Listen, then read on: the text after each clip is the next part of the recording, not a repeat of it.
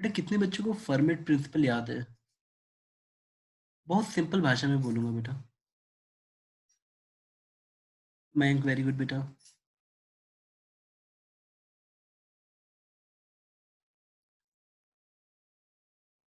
कोई बच्चा बेटा बताना चाहता है इसका डेफिनेशन, बिल्कुल प्लेन वाला, बिना कॉम्प्लिकेट किए, सिंपल डेफिनेशन। लाइट हमेशा फर्मेट प्रिंसिपल फॉलो करती है। ये हमेशा फर्मेट प्रिंसिपल फॉलो करती है लाइट के बारे में बेटा। सर हाँ बोलो बेटा। सर फॉर्मेट प्रिंसिपल कहता है कि सर मतलब लाइट सबसे मतलब टाइम जिसमें कम लगता है वही पाथ चूज करते हैं। बहुत बहुत बढ़िया बेटा, सिंपल भाषा में इसने बताने की कोशिश की। मैं इसे लिख देता हूँ, स्टिल जो इसने बोला वही सही है बेटा। Light ray takes minimum time path. मतलब लाइट को आप बोलो ना कि 200 किलोमीटर वाला पाथ चुनोगे या 50 किलोमीटर वाला, तो लाइट ये बोलेगी नहीं, पहले बताओ टाइम किस में कम लगेगा।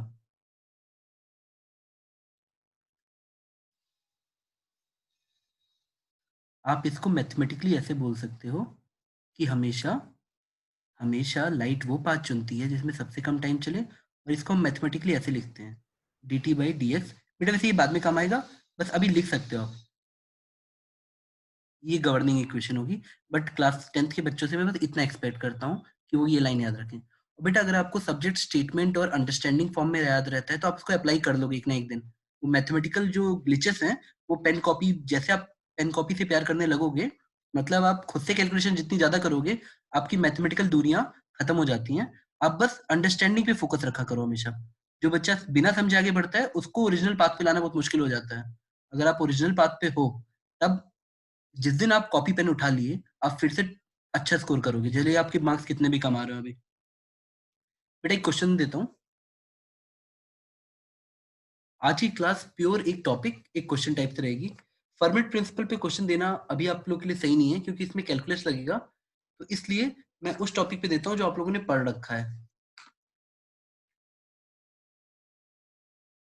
आपको ये क्वेश्चन कुछ इस तरह से दिया हुआ है कि एक रे ऑफ लाइट है, ये मिरर है,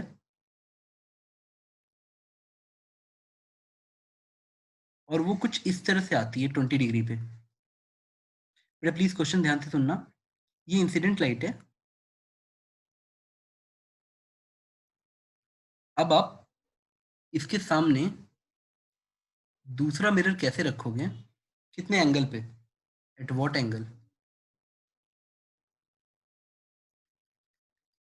बेटा यहाँ पे दो मिरर है, M1 और M2। आपको ये थीटा बताना है सच दैट कि इससे रिफ्लेक्शन के बाद लाइट वर्टिकल जाए। आपको इमरजेंट रे दे रखी है। ये प्योर क्लास 10th का बेसिक क्वेश्चन है, रिफ्लेक्शन बेस्ड। मैं फिर बोलता हूँ, आपको इंसिडेंट लाइट दे रखी है, 20 डिग्री एंगल पे आ रही है। आपको बतानी है अगर इमरजेंट रे वर्टिकल जा रही है, बेटा वर्टिकल मतलब परपेंडिकुलर टू द हाई, ये हॉरिजॉन्टल है।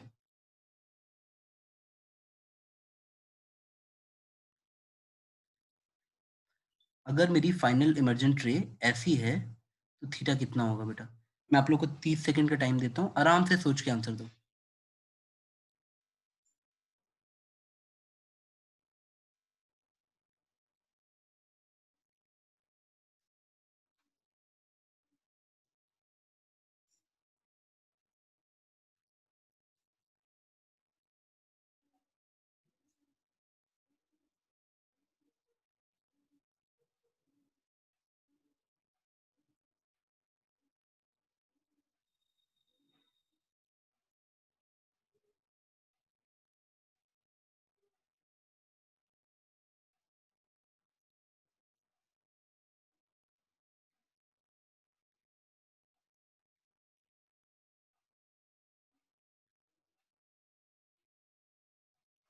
बेटा आप लोग क्वेश्चन समझ आ गया है। लाइट ऐसे जा रही है और वो ऐसे शूट हो जा रही है, तो ये एंगल थीटा कितना होगा।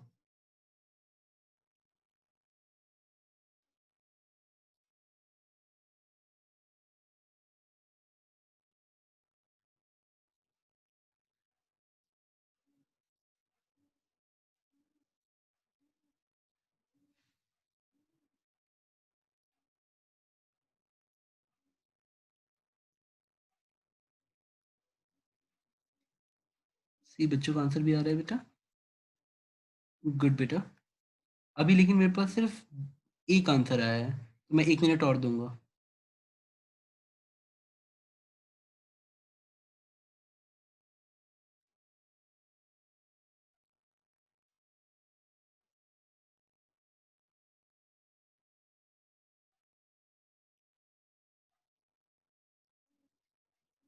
बेटा आप लोग थोड़ी देर में सीखोगे ना कि फिजिक्स जो होता है वो लैंग्वेज बेस्ड पूछा जाता है, तो जो डायग्राम मैंने आपको बना के दिया है वो एग्जाम में लैंग्वेज फॉर्म में आएगा। बेटा मुझे आंसर तो काफ़ी मिल रहे हैं, but they are all different. Ishit का, हितेश का, ब्रजेश का, सारे बच्चों ने आंसर देने की कोशिश की है, but all answers are coming different. एक और answer and it is again different.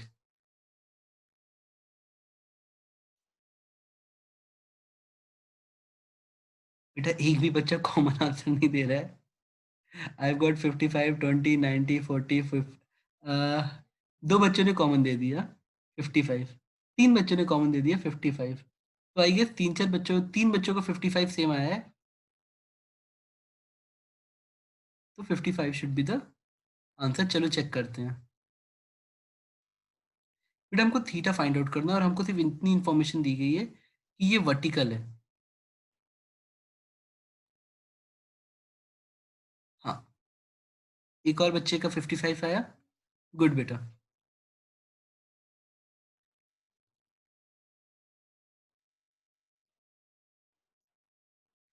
बेटा ये 90 है, ये ऐसे है। अगर मैं आपसे पूछूं बेटा ये एंगल कितना होगा, हमको सिर्फ ये निकालना है कि थीटा कितना है हमारा, तो हमें थीटा के पीछे इक्वेशन बनानी पड़ेगी।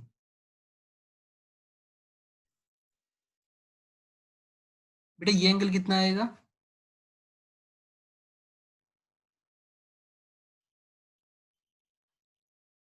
सर उसमें थोड़ा ज्योमेट्री लगेगा सर, मतलब सर प्रोड्यूस करके। रिड्यूस करना पड़ेगा, आगे बढ़ाएं। हाँ सर। बेटा आपको मैं दूं कंट्रोल, आप करोगे क्वेश्चन? इशित बोल रहे हो ना बेटा? हाँ सर, इसी बोल रहे हैं। हाँ करोगे बेटा, दूं कंट्रोल? नहीं सर, आप कीजिए सर। ठीक है, नहीं कोई चलेगा बेटा, इट्स नॉट, इट्स ओके। अब चाहो तो किसी भी तरीके से, बस आपको ये याद रखना है एक अननोन है तो मुझे एक परफेक्ट इक्वेशन बनानी है।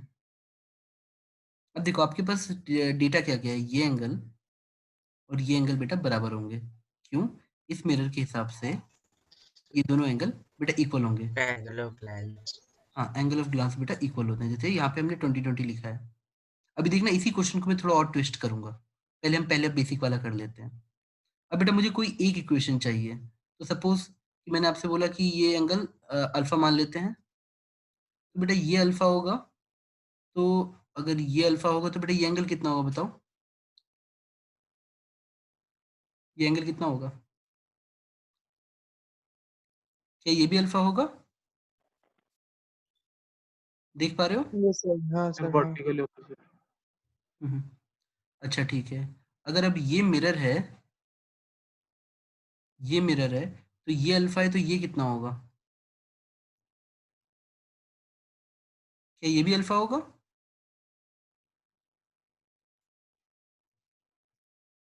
देख लो। अगर बेटा ये मिरर है, इफ दिस इज मिरर, तो ये लाइट यहाँ आई और ये लाइट ऐसे चली गई, तो आपको नहीं लगता कि ये एंगल और ये वाला एंगल इक्वल होगा? तो ये एंगल भी अल्फा होगा क्या? हाँ, अल्फा हो जाएगा ये सर। अब क्या तुमको इक्वेशन क्या क्या मिली है बताओ?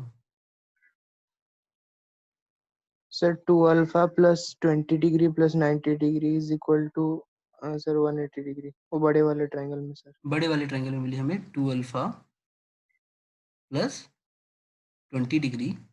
बेटा हमने बड़ा वाला ट्रायंगल ये लिया MON।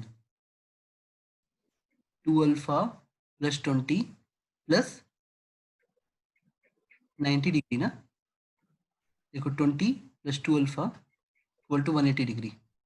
मैंने ट्रायंगल यूज किया है, ट्रायंगल MNO। बेटा अब ध्यान से देखो, आप लोग को दिख रहा है? तो अल्फा की वैल्यू सर कितनी? अल्फा की वैल्यू 35 आ रही है। अल्फा की वैल्यू कितनी आ गई बेटा? सर 35। अब बेटा इस ट्रायंगल में क्या दिख रहा है, अल्फा प्लस थीटा कितना होगा? Triangle MOP। ट्रायंगल MOP में अल्फा सर थीटा की वैल्यू 55। अल्फा प्लस थीटा 90 आया, तो थीटा हमारा आ गया 90 minus 35, it will come as 55। तो जितने बच्चों का 55 आंसर आया सही आया। अच्छा बेटा मैं हल्का सा ट्विस्ट करूं क्वेश्चन में? Yes sir. सर 1 मिनट जी नोट सर। कर ले। आप नोट कर लो, हल्का सा ट्विस्ट करूंगा, बस हल्का सा ट्विस्ट। अभी भी वही लाइट रे आ रही है। अब आपसे पूछा गया है इस हॉरिजॉन्टल को, मिरर को, बेटा ये पहला मिरर हॉरिजॉन्टल था, इस मिरर को आप कितना घुमाओगे? बेटा हम इस मिरर को दो तरीके से घुमा सकते हैं, एंटी क्लॉकवाइज और क्लॉकवाइज। हम इस मिरर को कितना एंगल घुमा दें कि जो लाइट रिफ्लेक्ट हो वही वर्टिकल हो जाए? मैं लिख देता हूँ बेटा लैंग्वेज।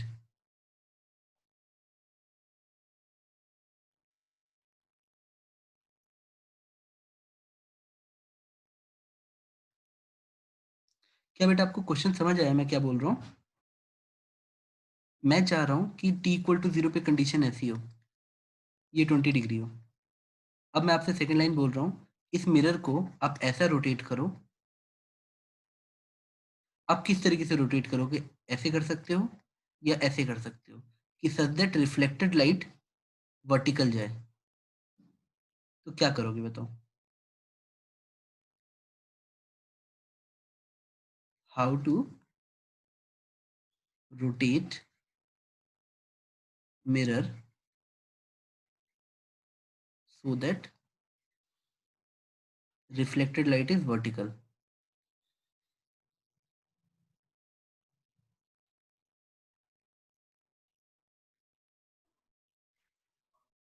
सर हाँ बेटा बोलो। सर थोड़ा और एक बार क्वेश्चन समझा सकते हैं क्या? हाँ बिल्कुल समझा सकता हूँ बेटा, एक सेकंड दो।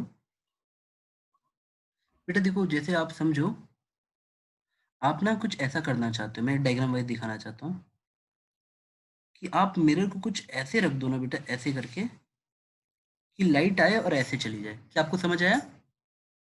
हाँ सर। तो ओरिजिनल पोजीशन मिरर की ऐसी थी, तब मैं बोलता आपने मिरर M1 को ऐसे रोटेट कर दिया। मैं बस ये एंगल जानना चाहता हूँ, at what angle you will rotate the mirror. क्या बेटा अब आपको समझ आया क्वेश्चन? किसी बच्चे को डाउट है? नहीं सर समझ t आया। इक्वल टू 0 पे बच्चा ये कंडीशन है, और हमने बोला कि मैंने इस मिरर को रोटेट किया है, तो कितना रोटेट करोगे कि फाइनल लाइट रे रिफ्लेक्टेड रे ऐसी हो जाए vertical?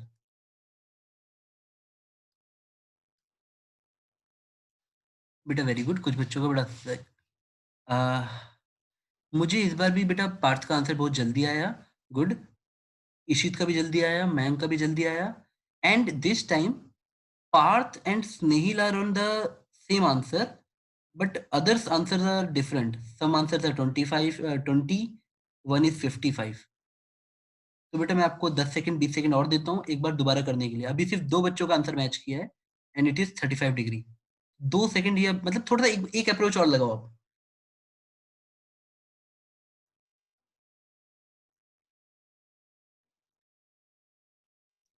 I get it's very simple question अगर आप देखो तो।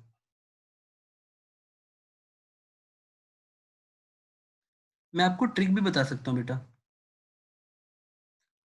अयांशु, सौम्यदीप ने आंसर दिया।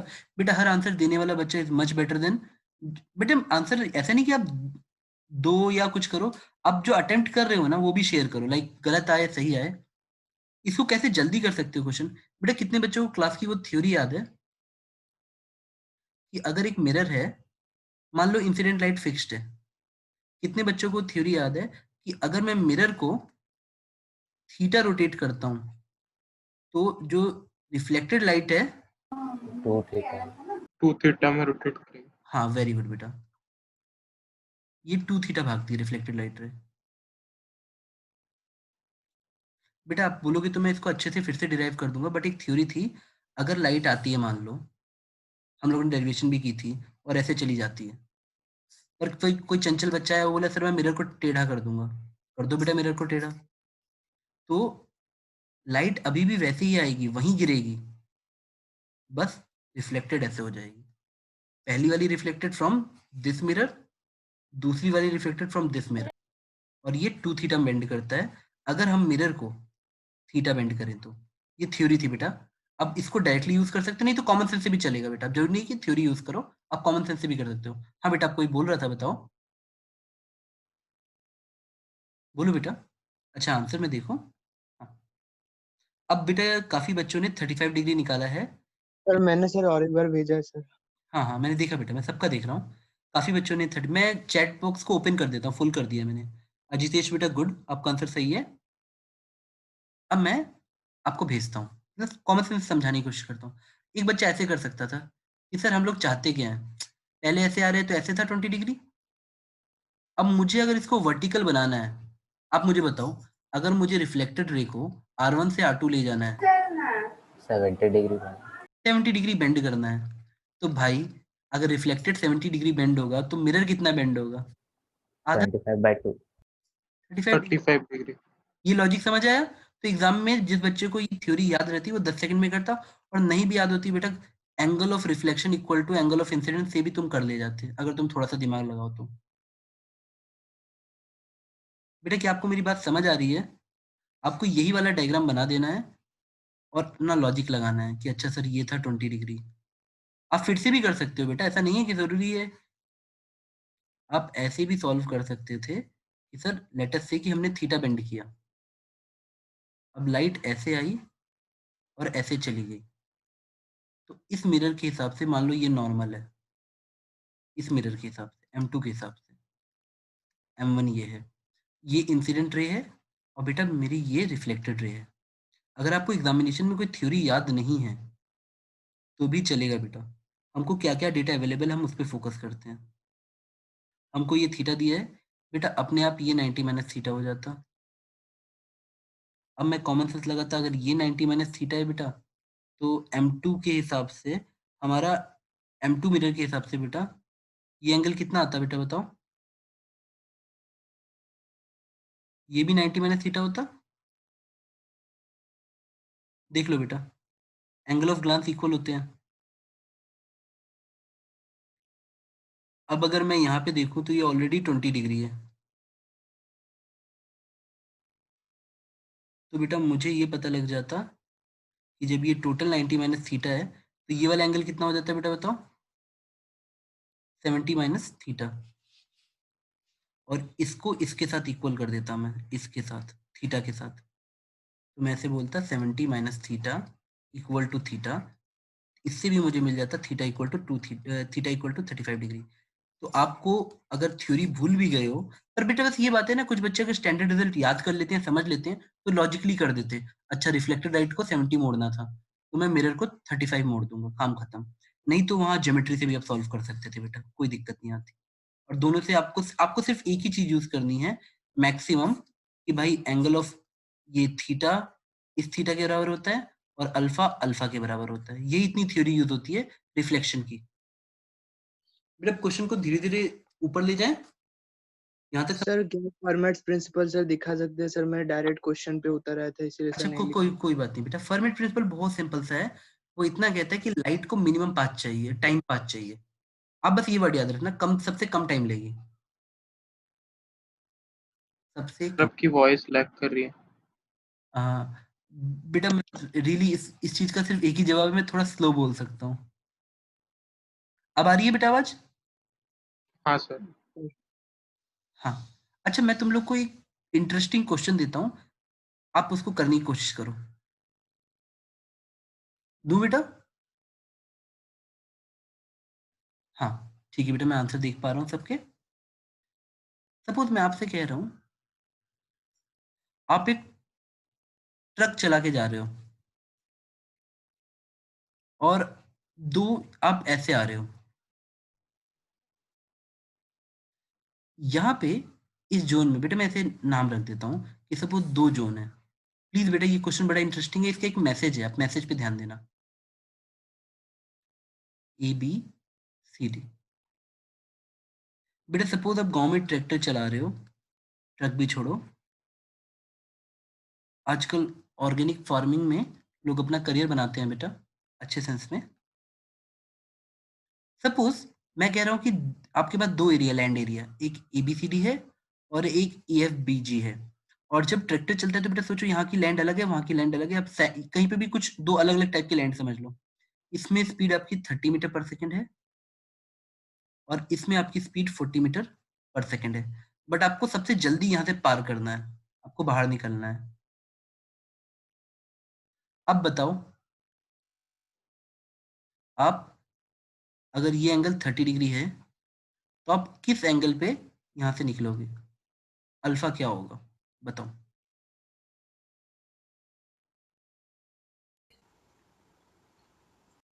सर लास्ट पार्ट और एक बार बोल सकते हैं? हाँ बिल्कुल बेटा, आराम से। रिपीट आप द क्वेश्चन। आप डी पे ट्रैक्टर या ट्रक चला रहे हो ऐसे, लेकिन इस रास्ते पे जा रहा है ऐसे, इस एरो के लॉन्ग, ठीक है बेटा? आपको दिया हाँ सर। कि इस जोन में स्पीड V1 है और इस जोन में स्पीड V2 है। अब आपको जल्दी से इस जोन को पार करके हाईवे पे आना है, दिस इज हाईवे, ठीक है? तो आप किस एंगल अल्फा पे निकलोगे अगर आप यहाँ से 30 डिग्री पे एंटर कर रहे हो तो?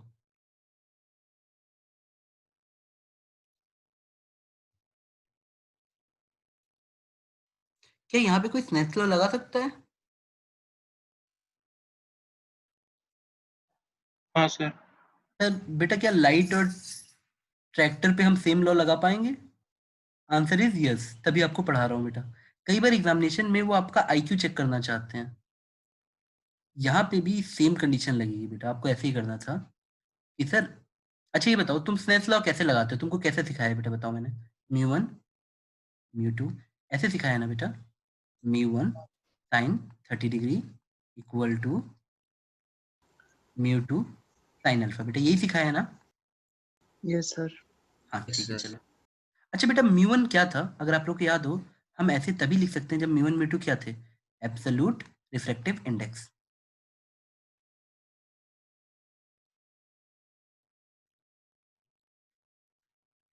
क्या यहाँ तक तुम लोग को समझ आ रहा है बेटा? अब जरा सोचो, μ1 को हम लिखते क्या है बेटा, किसी भी रिफ्रैक्टिव इंडेक्स को हम लोग कैसे लिखते हैं? लाइट के सामने स्पीड अपॉन वैक्यूम में स्पीड, बेटा क्या ये आपको समझ आया? हाँ बेटा यस सर। सर भेज दिया यस है। हाँ, लाइट के सामने स्पीड अपॉन आपकी मीडियम स्पीड। सपोज मैं कहता V1 और μ2 के लिए मैं क्या लिखता? C/V2। बेटा अगर मैं जो भी चीज यहाँ पुट करता तो CC से वो कट ही जा रहा है ना, तो इस ऑब्जेक्ट की स्पीड तो मैटर ही नहीं करती है किस स्पीड से ये आ रहा है। अब मेरी बात समझ पा रहे हो? Yes sir. तो अगर वो कट गया तो ये फॉर्मूला मेरे लिए कैसे हो गया? Sine 30/V1 equal to sine alpha by V2।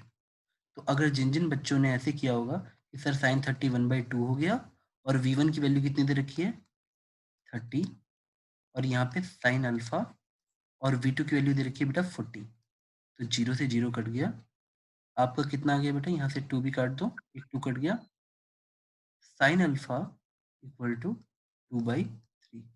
आप या तो यहाँ आंसर छोड़ोगे या तो ऐसे लिखोगे alpha equal to sine inverse 2/3।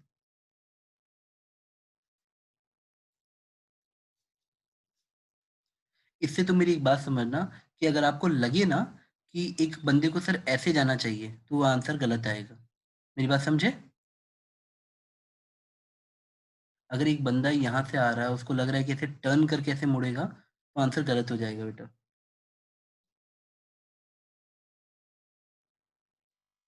क्या ये चीज तुम लोग को समझ आई बेटा? लाइट ऑलवेज टाइम पाथ, अगर हम लोग इसको भी मिनिमम टाइम में क्रॉस करना है तो ये भी उसी तरह बिहेव करेगा। क्या बेटा हम लोग आगे बढ़े? सर इसका वर्ड फॉर्मेट थोड़ा लिख लेंगे सर क्वेश्चन का? हाँ बेटा मैं लिख देता हूँ। बेटा इसका एक्चुअली इतना मीनिंग होता है कि ये जो प्रिंसिपल है, फर्मेट प्रिंसिपल, वो बोलते हैं मिनिमम टाइम के लिए। उसी तरह से ये मिनिमम टाइम के लिए जो भी चीज फॉलो करेगी वो हमेशा स्नेल्स लॉ फॉलो करेगी।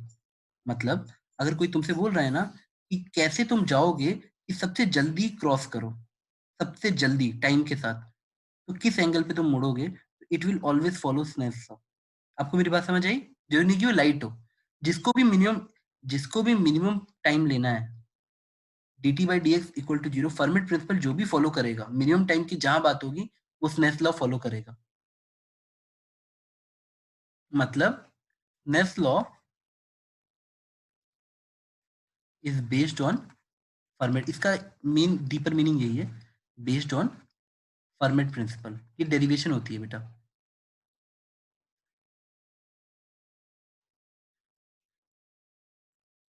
Snell's law is based on Fermat principle. क्या आपको ये समझ आई बात बेटा? कि ये सिर्फ लाइट के लिए ट्रू नहीं है बेटा, किसी भी चीज के लिए ट्रू है जिसको जल्दी से जल्दी क्रॉस करना है।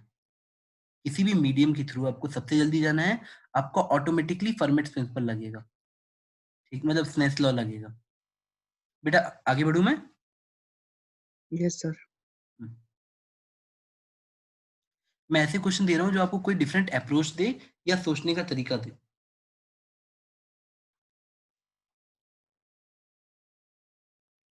बेटा रुको, मैं एक क्वेश्चन देता हूँ। हाँ, जैसे एक क्वेश्चन में बच्चे सॉल्व करते हैं, जबकि मैं चाहता हूँ वो इस रिजल्ट को याद रखें। बच्चों को कई बार मैं ये क्वेश्चन देता हूँ स्टार्टिंग में मैं जानबूझ के ऐसे ही दूंगा। जब पहली बार पढ़ाते हैं तो हम लोग जानबूझ के ऐसा देते हैं बेटा कि मिरर है, मिरर है, मिरर है।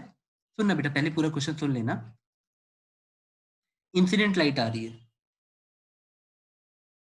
बेटा, प्लीज हैव पेशेंस।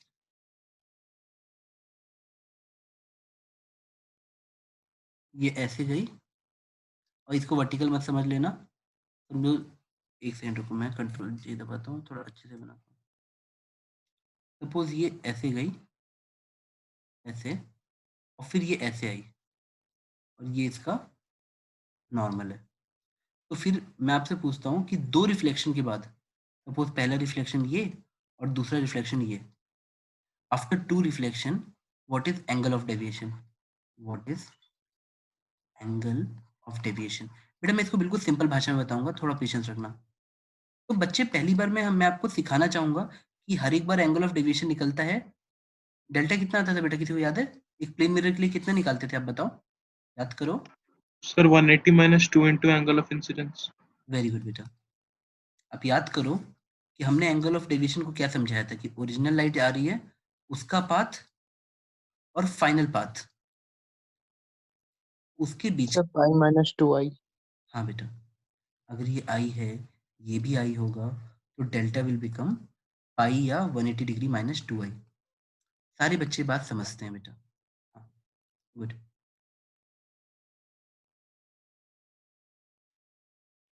अब बेटा मुझे बताओ, अगर डेल्टा हमारा ऐसे निकालना है हमको 180 डिग्री माइनस 2i, तो कई बच्चे ऐसे सोचेंगे सर इस प्रॉपर्टी को हम कैसे यूज कर सकते हैं? मैंने आपसे क्या बोला है कि दो मिरर हैं, तो आफ्टर टू रिफ्लेक्शन इस लाइट में, ये सेकंड रिफ्लेक्शन है कि नहीं बेटा? देखो, फर्स्ट रिफ्लेक्शन यहाँ हुआ और सेकंड यहाँ हुआ, तो ये है फाइनल लाइट। आपको इसमें और इसमें डेविएशन बताना है। मैं सिंपल बात बोलता हूँ कि टू प्लेन मिरर में थीटा की बीच थीटा एंगल है। अगर एक लाइट रे पहले मिरर से टकरा के दूसरे मिरर पे जाती है, तो दूसरे मिरर से टकराने के बाद टोटल एंगल ऑफ डेविएशन कितना बनता है? हमारी बेसिक थ्योरी ये रहेगी बेटा, this will be basic theory. अब बच्चा इसको अलग अलग केसेस बना देता है, मतलब बच्चा इसको ऐसे सॉल्व करता है कि एग्जाम में से सॉल्व करना पड़े, जबकि आप चाहो तो ट्रिक बना सकते हो। आप ऐसे बना सकते हो, हम केसेस बना सकते हैं, हम 3 केस ले सकते हैं बेटा। मैं एग्जांपल देके समझाता हूँ। सपोज ये वाला एंगल 35 डिग्री दिया है, और जो एंगल ऑफ इंसिडेंस हो रहा है पहले मिरर पे, M1 पे, और ये M2 बेटा, ये मान लो 20 डिग्री दिया हुआ है। मैं 20 डिग्री यानी एंगल ऑफ इंसिडेंस को आई लिखूंगा और इसको थीटा लिखूंगा। एंगल बिटवीन मिरर्स को मैंने थीटा लिया है, तो अब मैं 3 केस लूंगा बेटा। मैं यहाँ से थ्योरी लिखवा रहा हूँ, अब चाहो तो मैं ऐसे दिखा दे रहा हूँ बना के। What I have taken, this is theta, पहले मिरर पे जो लाइट आई है that is angle of incidence. तो बेटा थीटा और आई समझ आया आपको? आपको तुरंत एग्जाम में ऐसे करना है, आप ऐसे ट्रिक बना लो। मैं सबकी डेरिवेशन करा दूंगा कि सर मेरे 3 केस बनेंगे। पहले केस में थीटा इक्वल टू आई आएगा। क्या ये फर्स्ट केस आपको समझ आ रहा है? थीटा इक्वल टू आई, जब ये भी 35 होता थीटा और एंगल ऑफ इंसिडेंस भी 35 होता।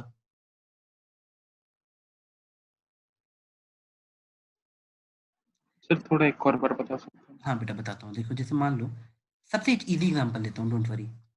अगर मैंने आपको ऐसे बोला, अच्छा ये ज़्यादा इजी ले लिया बेटा, जैसे ये एंगल 90 डिग्री है दो मिरर के बीच में, इससे आपको आंसर भी दिख जाएगा जो मैं बोलने वाला हूँ। अगर अगर आपको ऐसे दिख रहा है बेटा, इस केस में आप मुझे बताओ एंगल ऑफ इंसिडेंस कितना हुआ? Sir 0 degree. 0 डिग्री। तो बेटा लाइट कैसे चली जाएगी? सेकंड मिरर पे तो जाएगी ही नहीं ना। सर रिट्रेस होगा। रिट्रेस कर जाएगी। रिट्रेस हो जाएगा। बेटा मैं बस ऐसा चाहता था कि आपको ऐसा दिखे कि लेट अस से सर दिस इज 70 डिग्री, और एक जो लाइट आ रही है that is also making angle 70 degree. क्या आपको ये बात समझ आई? थीटा एंड आई इक्वल हो, क्या ये क्लियर है? हाँ सर। Yes. अच्छा ठीक है। अब सपोज एक बच्चे ने ऐसा क्वेश्चन किया कि सर ये वाला मैं सॉल्व कर रही थी, मेरा आंसर कितना देर लगा, थीटा इक्वल टू 60 डिग्री। आप लोग मुझे ये क्वेश्चन करके दिखाओ, फिर मैं इसको जनरलाइज कर देता हूँ। सपोज मैंने ऐसे बोला, सपोज ऐसे बोल रहा हूँ, आप बताओ बेटा अगर ये एंगल भी 60 डिग्री होगा तो इस लाइट में, इंसिडेंट लाइट में और रिफ्लेक्टेड लाइट में बीच में क्या एंगल होगा, मतलब what is the angle of deviation?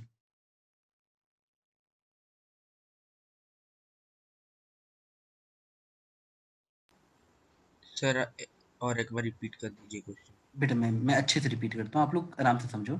चलो छोड़ो, मैं आपको थ्योरी, मैं बस इतना बोल रहा हूँ, ये जो क्वेश्चन हम लोग कर रहे हैं ना बेटा, आखिरी में आपको इसका स्टैंडर्ड रिजल्ट याद हो जाना चाहिए। अभी मैं इसका फर्स्ट बिट लेता हूँ। सपोज मैंने आपसे बोला दो प्लेन मिरर के बीच में एंगल थीटा है and that theta is given as 60 degree. क्या यहाँ तक आपको समझ आया? हाँ सर। Suppose this is M2 and this is M1। अब आपसे बोला गया है कि एक इंसिडेंट लाइट आती है, पहली लाइट, और ये एंगल बना रही है बेटा 60 डिग्री। क्या यहाँ तक भी आपको समझ आया है? तो ये होगा रिफ्लेक्शन 1, और ये जाती है ऐसे टकराती है यहाँ पे, और ये एंगल होता है 60 डिग्री। आपको बताना है कि अगर ये ऐसे जाके टकरा के ऐसे जाती है तो ये फाइनल एमर्जेंट रे और इंसिडेंट रे के बीच में एंगल ऑफ डेविएशन कितना होगा? Sir 60 degree. इन दोनों के बीच में बेटा 120 डिग्री। 120 डिग्री। निकाल के देखिए क्या बेटा, ये कितना आएगा एंगल बताओ? 30। ये वाला एंगल कितना आएगा? 30। तो ये वाला एंगल कितना आएगा बेटा? 90 आ जाएगा। हो 90 पे जाओगे तो वैसे ही लौट के वापस नहीं आ जाओगे? ये होगा क्या? ऐसा होगा क्या? नहीं ना, सर रिट्रेस कर लेगा। रीट्रेसिंग होगा। आराम से सोच लो। अब any time you take theta equal to i, हर बार क्या होगा? रीट्रेसिंग। ये बात समझ आई? और रीट्रेसिंग के केस में सपोज मैं ऐसे बोलता हूँ, एक बार मैं दूसरा कलर चुनता हूँ, देखो बेटा आए हम ऐसे और हम जाएंगे भी ऐसे, तो इन दोनों के बीच में एंगल कितना बोलोगे आप? 180 डिग्री बोलोगे कि नहीं बताओ? हाँ सर। तो whenever theta equal to I, we will say angle of deviation after two reflection will be 180 degree. क्या फर्स्ट केस समझ आ गया? देख लो बेटा, हाँ सर। अब आप 60 डिग्री लो, 70 डिग्री लो, कोई भी केस करके देख लो, आंसर यही आएगा। whenever theta equal to I, always answer is like 180 degree. चलेगा? आगे बढ़े बेटा। बेटा कई बार वो लोग आपको कंफ्यूज करेंगे, बेटा ऐसे ऐसे क्वेश्चन देंगे, ये 30 था, और वो क्वेश्चन जानबूझ के देते हैं वो लोग कि ये भी 30 है। अब बताओ एंगल ऑफ डेविएशन कितना होगा? आप लोग पढ़े हुए हो यहाँ पे तो आप खट से आंसर टिक कर दोगे, 180 डिग्री आगे बढ़ जाओगे। बेटा किसी भी एंट्रेंस में ट्रस्ट मी 30% क्वेश्चन इस तरह से डिजाइन होते हैं कि वो स्पेशल केसेस के रिजल्ट होते हैं। तो जो बच्चा वहां टिक करते हुए चला जाता है ना, वो बोलता है कि पेपर में मेरे पास टाइम था, और जो बच्चा वहां उसे पहली बार सॉल्व करता है वो बोलता है मेरे पास पेपर में टाइम नहीं था। अब बेटा मैं इसके सेकंड बिट पे आता हूँ। हम लोग ये केस लेते हैं वेयर थीटा I1 को बड़ा रखते हैं। Suppose I1 is bigger. जो एंगल ऑफ इंसिडेंस फर्स्ट वाला था ना बेटा, आपको फर्स्ट केस याद हो गया, थीटा इक्वल टू आई पे angle of deviation will be 180 degree. अब सपोज मैं आपको कोई ऐसा केस देता हूँ, बेटा मैं आपको ये क्वेश्चन की फॉर्म में दे रहा हूँ, पर आपको स्टैंडर्ड रिजल्ट याद रखना है, मैं बाद में इसको समराइज फॉर्म में लिखवाऊंगा। सपोज मैंने कहा कि ये एंगल 60 डिग्री है, पर जो इंसिडेंस हुआ है, ये इंसिडेंट हुआ है, ये एंगल आपका 70 डिग्री है। क्या आपको मेरी बात समझ आई? सेकंड केस, तो बेटा इस मिरर के लिए एंगल ऑफ डेविएशन निकालो सेकंड रिफ्लेक्शन के बाद।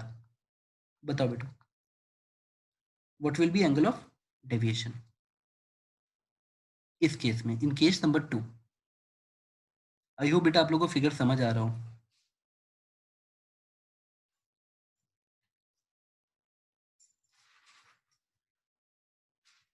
मैं इसको फिर से ब्लैक कर लेता हूँ बेटा,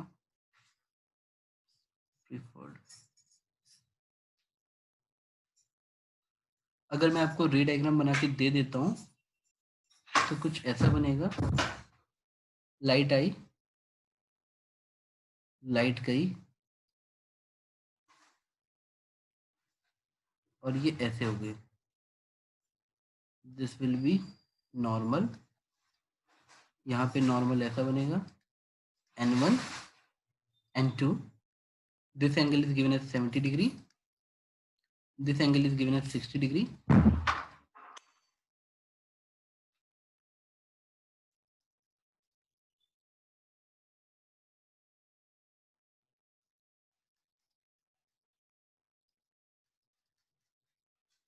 और मुझे इस इंसिडेंट रे और इस एमर्जेंट रे में एंगल ऑफ डेविएशन खोजना है। बेटा ये इंटरेस्टिंग है अगर आप करो तो। मैं वेट कर रहा हूँ बेटा आंसर का।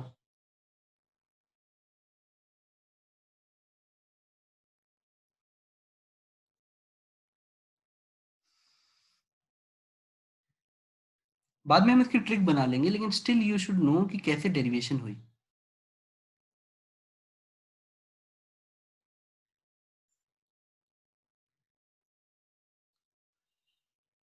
अच्छा बेटा, कॉमन सेंस से मैं पूछता हूँ आपसे, चलो मैं इस थ्योरी का यूज करते हैं। आप लोगों ने थोड़ी देर पहले पढ़ा था कि एक मिरर है, लाइट ऐसे तो जाती नहीं है मिरर के आर पार, वो भाई रिफ्लेक्ट हो जाती है। ये सपोज नॉर्मल है, ये मिरर है M1। अब बताओ मुझे, अगर ये इंसिडेंट है और ये रिफ्लेक्टेड है, तो एंगल ऑफ डेविएशन हमने कितना बोला था? हमने बोला था 180 डिग्री माइनस 2i, अगर ये i है तो। Let us use this theory. पहले मिरर से एंगल ऑफ डेविएशन बेटा कितना होता है बताओ? This will be called angle of deviation ना। ये कितना आएगा बेटा बताओ, और किस डायरेक्शन में आएगा? Sir 40 degree. यहाँ पे एंटी क्लॉकवाइज और क्लॉकवाइज मैटर करता है। हमने क्या देखा, ये कैसा आया बेटा? क्लॉकवाइज बेटा, और दिस एंगल विल कम। अगर सपोज मैं इसको I1 मानता, I1, और यहाँ पे इस एंगल को मैं I2 लेता, प्लीज बेटा ध्यान से सुनना, तो मैं इस एंगल ऑफ डेविएशन को क्या बोलता बेटा? डेल्टा 1 बोलता। और ये एंगल ऑफ डेविएशन मेरा कितना आता कि सर पहले प्लेन मिरर से लाइट ऐसे जाना चाहती थी, लेकिन बाद में वो ऐसे गई रिफ्लेक्ट होके, तो ये एंगल ऑफ डेविएशन आ जाता 180 degree minus 2i1। But please sir 40 degree. हाँ नहीं बेटा देखो, एज ए टीचर मुझे क्या क्या बोलना है, मुझे इसलिए थोड़ा पेशेंस रखना पड़ता है। आंसर पे जंप करना मेरा काम नहीं रहता बेटा। लेकिन किस डायरेक्शन में, क्लॉकवाइज या एंटी क्लॉकवाइज, ये लिखोगे नहीं तो आंसर पूरा नहीं होगा बेटा। सर क्लॉकवाइज डेविएशन सर हाँ 40 डिग्री। क्लॉकवाइज डायरेक्शन यहाँ पे लिखना बहुत मस्ट है बेटा, and this is 40 degree, that's true. अब तुम लोग मुझे बताओ, अगर मैं तुम लोगों से बोलूँ जैसे ये तुम ऐसे जा रहे हो, एक बच्चा ओरिजिनल पाथ से 30 डिग्री भटक गया, अगर फिर से वो 30 डिग्री बेटा ऐसे जाते जाते अचानक से फिर वो एंटी क्लॉकवाइज गया है और फिर से वो 30 डिग्री क्लॉकवाइज आ जाए, तो बेटा आपको नहीं लगता फिर से पैरेलल हो जाएगा? आपको मेरी बात समझ आई ना? अगर क्लॉकवाइज और एंटी क्लॉकवाइज को जोड़ोगे तो सब्ट्रैक्ट करना पड़ेगा। अगर एक बच्चा देखो, पहली बार वो 30 डिग्री एंटी क्लॉकवाइज गया, एंटी क्लॉकवाइज 30 डिग्री, फिर वो उस पाथ पे जा रहा था, फिर किसी ने उसे 30 डिग्री क्लॉकवाइज मोड़ दिया कि चलो 30 डिग्री क्लॉकवाइज जाओ। बेटा उसका फिर से पैरेलल हो गया ओरिजिनल पाथ से। आपको मेरी बात समझ आई? हमको क्लॉकवाइज और एंटी क्लॉकवाइज का ध्यान रखना है। अब बताओ सेकंड मिरर से कैसे मोड़ोगे? लाइट कैसे जा रही थी? इस बार ऐसे जा रही थी। अब वो कहाँ मुड़ी है बेटा? ये कैसा है? एंटी क्लॉकवाइज है, क्लॉकवाइज है? Anti clock. Anti, very good बेटा। तो डेल्टा 2 कैसे निकालोगे बताओ? थोड़ा ज्योमेट्री यूज कर लेते हैं। This will be delta 2। आओ पहले ये देखते हैं कि मैं डायग्राम तुम लोग को साफ दिख रहा है बेटा? जूम करूं या कुछ ऐसे बड़ा करूं क्या? नहीं सर, साफ दिखाई दे रहा है। अच्छा ठीक है बेटा, मैं इस डायग्राम पे आपको फोकस करने के लिए बोल रहा हूँ। अब सपोज ये एंगल मैंने I1 या 70 डिग्री लिया था, तो ये भी I1 होता। अब मैं जानबूझ के ये वाला ट्रायंगल चुनता हूँ बेटा समझाने के लिए, MNO। क्या ये वाला ट्रायंगल दिख रहा है बेटा? देख लो।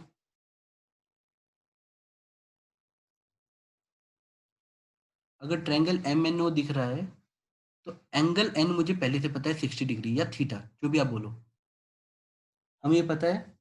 और यहाँ पे हम ये तीनों एंगल जोड़ेंगे। अब देखो जैसे मुझे ये I1 पता है, तो बेटा ये भी I1 होगा। ये एंगल कितना आ जाएगा बेटा, आप लोग बताओ? ये वाला angle sir 20 degree. 20 degree. 20 degree. या आप किस भाषा में बोल सकते हो इसको? I1 के टर्म्स में कैसे बोल सकते हो बेटा बताओ? 90 माइनस I1 बोल सकते हो? हाँ सर। Yes sir. हाँ सर। आई होप बेटा सब बच्चे मेरे साथ समझ रहे होंगे। मैंने इतनी सिंपल सी बात बोली है कि भाई अगर ये थीटा है तो ये 90 माइनस थीटा है। अगर ये I1 है तो ये छोटू अंकल 90 माइनस I1 होंगे। अब अगर मैं तुमसे बोलूं कि मुझे ये तीनों एंगल जोड़ के बताओ तो कितना आएगा? 100 डिग्री सर। 100 डिग्री। हाँ हाँ, मतलब वो सही। तो 180 तो डिग्री। फिर सेकंड डेविएशन हो जाएगा 80 डिग्री एंटी क्लॉकवाइज सर। हाँ हाँ बेटा सही है, मैं बस थ्योरी पढ़ा रहा हूँ ना बेटा, थोड़ा सा पेशेंस रखना पड़ता है। ट्रायंगल MNO में आप मुझे बताओ एक एंगल कितना आया? 90 माइनस I1 आया। आप इसको पुट कर सकते हो चाहो तो। सर I1 था 70 डिग्री। दूसरा एंगल कितना है बेटा? थीटा 60 डिग्री आया। आप अपने दिमाग में डेरिवेशन करते वक्त चाहो तो इसको ऐसे लिख लो, सर ये आया मेरा 20 डिग्री, और ये था, आपने इसको थीटा लिखना चाहिए था सर। और तीसरा एंगल कौन सा है बेटा बताओ? ये वाला एंगल होता। Yes sir. तो अब इस एंगल को आप कुछ मान लो, ये कितना एंगल हो जाएगा बेटा बताओ? Sir 90 minus I2 plus 2I2। अच्छा एक सेकंड बेटा, थोड़ा ज्यादा खराब सर खराब। कौन सा? बेटा ये बड़ा वाला एंगल, ये बड़ा वाला एंगल 100 डिग्री। 100 डिग्री हो जाएगा। 100 डिग्री होगा। Yes sir. यहाँ टोटल सम 180 डिग्री लिखता मैं, यस सर। तो मैं कुछ नाम दे देता अल्फा टाइप का। अब अल्फा में तुम्हारे हिसाब से क्या क्या आ रहा है बताओ? मैं इस सर 90 प्लस I2 आ रहा है शायद से। 90 प्लस I2। I2। हाँ कैसे कर रहे हो बेटा बताओ? सर ये जो एंगल ऑफ ग्लैंस है हाँ सर वो आएगा सर 90 माइनस I2, अगर हमारा इंसिडेंट एंगल अगर I2 है। अगर हेलो हमारे सर। इंसिडेंट, हाँ बेटा बोलो। सर वो अल्फा आ जाएगा 90 माइनस I1 प्लस 2I2। हाँ अच्छा सुनो बेटा, देखो वो बच्चा भी दोनों सही बोलना चाह रहे हो। बेटा देखो ये वाला एंगल हमारा कितना आता? Sir 90 minus sir I1 sir. 90 minus I1 sir, I1। क्योंकि sir exterior angle sir property. I2 आता ना। I2 आएगा बेटा। ये 90 माइनस I2, वो I2, यानी यहाँ तक 90 आया और वो I2, तो ये वाला एंगल आता है आपका 90 प्लस I2। Yes sir. अब बेटा मैं जूम करके दिखाऊं ये फिगर, देखो यहाँ देखो, कुछ ऐसा था, ये मिरर M2 था, ये आपकी लाइट रे आई और ये ऐसे जा रही है, हमने इसको I2 बोला है, I2। ये भी बच्चा I2 होता, और मैंने आपसे पूछा था ये वाला एंगल, ये वाला यहाँ से लेके पूरा वाला। तो बेटा यहाँ तक तो 90 है ना, तो कुल मिला के हम 90 प्लस I2 बोल सकते हैं। देखो ना यहाँ तक तो 90 है। अब शायद आप ध्यान से देखोगे तो आपको तुरंत दिख जाएगा। तो बेटा मुझे क्या मिला यहाँ तक? ट्रायंगल MNO से मैंने क्या पाया? कोई बच्चा अपना ऑब्जर्वेशन बता सकता है क्या मिला उसे? सर I2 का वैल्यू थीटा के टर्म्स में बताओ, थीटा के टर्म्स में, बाद में एंगल्स के टर्म्स में निकाल लेना। हमें क्या मिला बेटा बताओ?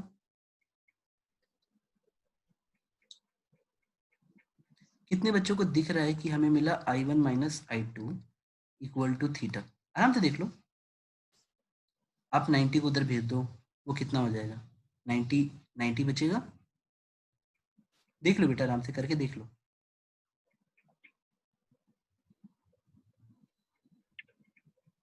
अच्छा बेटा देखो, मैंने एक को क्या लिखा 90 माइनस I1, एक को लिखा 90 प्लस I2। तो 90 प्लस 90 दोनों तरफ से 180 पूरा काट देंगे ना, तो यहाँ क्या बचेगा? माइनस I प्लस मतलब I मतलब I1 था ये, माइनस I1 प्लस I2, और ये वाला थीटा ब्रैकेट में बचेगा, प्लस थीटा इक्वल टू 0। तो बेटा आप बताओ थीटा कितना आ गया? उधर भेजो तो। क्या theta I1? I1 minus I2। क्या यहाँ तक तुम लोग साथ में हो बेटा? मैंने कुछ भी अब तक हार्ड नहीं किया है।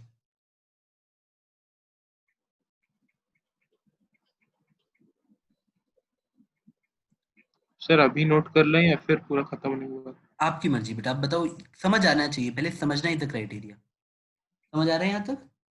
हाँ सर। अच्छा अब मुझे बताओ, I1 बड़ा होगा कि I2? आपको क्या लग रहा है? Sir I1। I1 हाँ बेटा, सर I1 I1 बहुत, I2 बहुत छोटा होगा इस केस में, तो I1 is greater than I2। अब मुझे बताओ, डेविएशन एंगल किस पे डिपेंड करते हैं? एंगल ऑफ डेविएशन कैसे डिफाइन करते हैं हम? 180 डिग्री माइनस 2i। 2i। तो पहले वाले मिरर का बेटा किसका इंसिडेंस एंगल बड़ा है? पहले वाले मिरर का दूसरे से बड़ा है ना? हाँ सर। तो डेविएशन में क्या बड़ा होगा? उल्टा हो जाएगा क्या? हाँ सर, सर दूसरा डेविएशन बड़ा होगा पहले क्योंकि से। जब आई बड़ा होगा तो डेविएशन घटेगा, ये बात समझ आई? तो जिसका इंसिडेंस एंगल बड़ा होगा उसका डेविएशन छोटा होगा। अब मैं क्यों ये बता रहा हूँ बेटा, हर चीज के पीछे लॉजिक होता है। तुम मुझे बताओ, पहले वाले ने कैसे मोड़ा था? पहले वाले ने कैसे मोड़ा था? क्लॉकवाइज। दूसरे वाले ने कैसे मोड़ा था? Anti anti clockwise. Anti clockwise. तो अब बताओ कौन सा बड़ा हुआ, एंटी क्लॉकवाइज है या क्लॉकवाइज वाला? anti-clockwise का एंटी ज्यादा क्लॉकवाइज। angle of deviation होगा। क्या हमारा डेल्टा 2 डेल्टा 1 से बड़ा हुआ? ये बात आपको समझ आई? हाँ sir.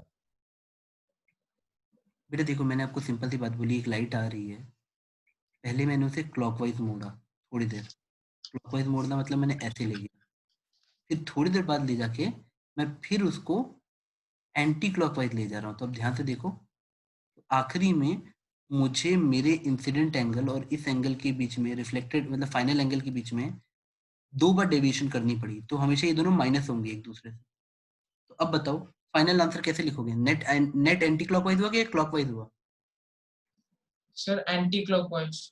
Net anti clockwise. Very good बेटा।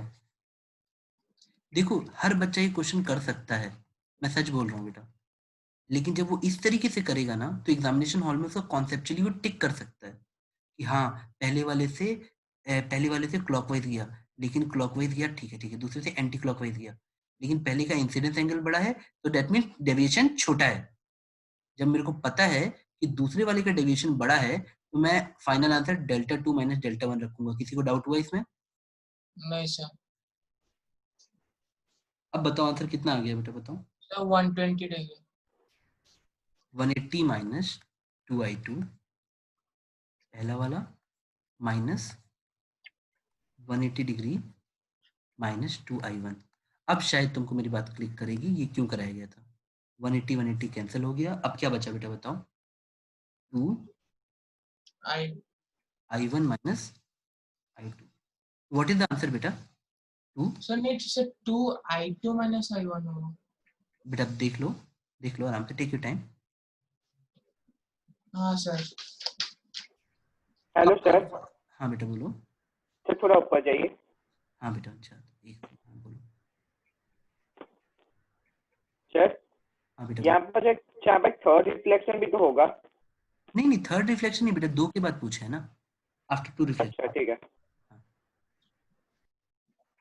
वो क्वेश्चन में मेंशन करेगा बेटा, इतना भी टफ नहीं बनाएंगे। आपने क्या सीखा कि अगर मैंने इंसिडेंस एंगल को एंगल थीटा से बढ़ा लिया, पहले वाले इंसिडेंट एंगल को थीटा से बढ़ा हुआ, तो नेट आंसर कितना है? 2 थीटा एंटी क्लॉकवाइज। क्या बेटा आपके केसेस तैयार हो रहे हैं? सुनो बेटा, हम फर्स्ट केस क्या लिए थे? थीटा इक्वल टू आई। हमारा एंगल ऑफ डेविएशन कितना आया? 180 डिग्री। हमने सेकंड केस क्या लिया? I1 greater than theta. हमारा एंगल ऑफ डेविएशन कितना आया बेटा? Sir 2 theta. क्या ये 2 थीटा लिखना काफी होगा कि ब्रैकेट में लिखोगे एंटी क्लॉकवाइज? सर लिखना पड़ेगा। वेरी गुड सर बेटा, एंटी क्लॉकवाइज लिखना पड़ेगा। Very good very good. जिस बच्चे ने ना लिखा उसका घाटा हो गया। अब केस 3, अब बोलो मैं करूं कि आप करके बताओगे क्या आंसर आएगा? केस 3 क्या होना चाहिए? Sir I1 less than theta. Less than theta. हाँ तो बताओ, आंसर बताओ। What will be the final conclusion? और आप इंजॉय करोगे, इतना मैं गारंटी देता हूं, क्योंकि पता है आंसर क्या आएगा? Answer will be same. Sir 2 theta clock. नहीं बेटा, एंटी क्लॉकवाइज।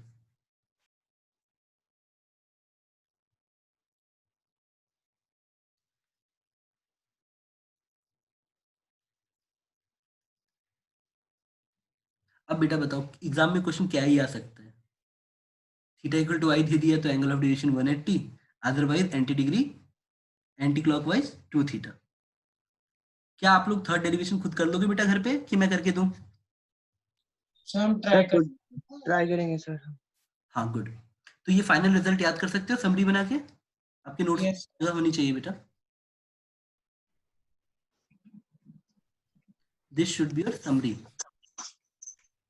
वैसे पता है थर्ड केस जब तुम डिराइव करोगे ना, in third case the answer will come as, जब तुम खुद से कैलकुलेशन करोगे तब तुम्हें आंसर मिलेगा 360 degree minus 2 theta clockwise, which is same answer as saying 2 theta anti clockwise। क्या आपको मेरी बात समझ आई? जब तुम डिराइव करोगे तो तुम्हें ये मिलेगा 360 minus 2 theta clockwise, which is same as saying 2 theta anti clockwise। बच्चों को कंफ्यूज ना करने की जगह मैं उसको सिर्फ ऐसे बोलता हूँ, ऐसे सोचो, जब थीटा इक्वल टू आई हुआ तब 180 degree, otherwise 2 theta anti clockwise. क्या ये बात समझ आ रही है बेटा? ये ज्यादा इजी है ना? थीटा इक्वल टू आई पे 180 degree, otherwise 2 theta anti clockwise.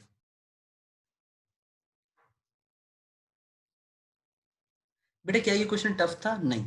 क्या पहली बार में मुझे ये सब तुम्हें कराना चाहिए? आंसर है ना। पहली बार में मुझे तुम्हें कैलकुलेशन करने देना चाहिए कि कैसे निकालोगे I1 I2 angle of deviation क्या होता है।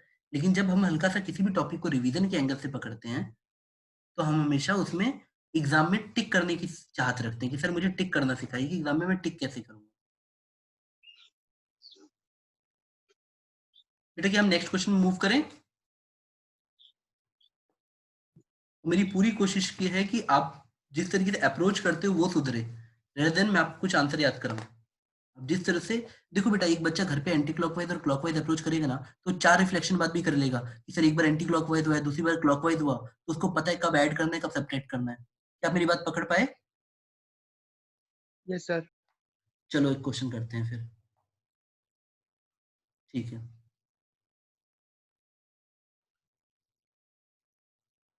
मेरे को सिर्फ मेथड से मतलब है, बेसिक थ्योरी, आपके कोर्स क्लास 10th की बेसिक थ्योरी। आपको दिया है डिस्टेंस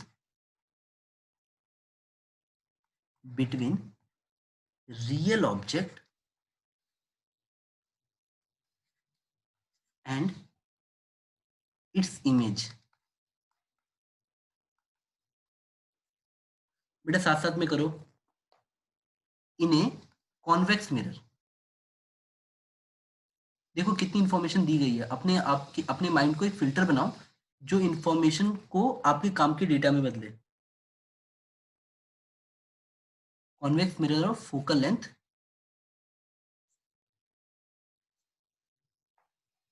12 सेंटीमीटर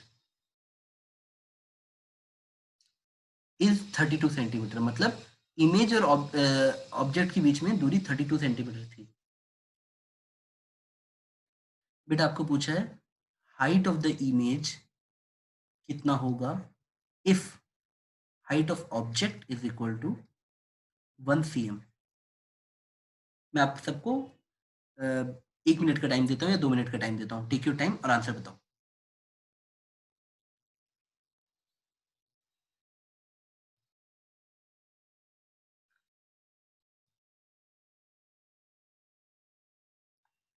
आइडेंटिफाई करो बेटा इसमें क्या हमारे काम का बना है। Pure class 10th CBSE type का क्वेश्चन है, बट फिर भी मुझे क्वेश्चन थोड़ा अच्छा लगता है तो मैंने दिया।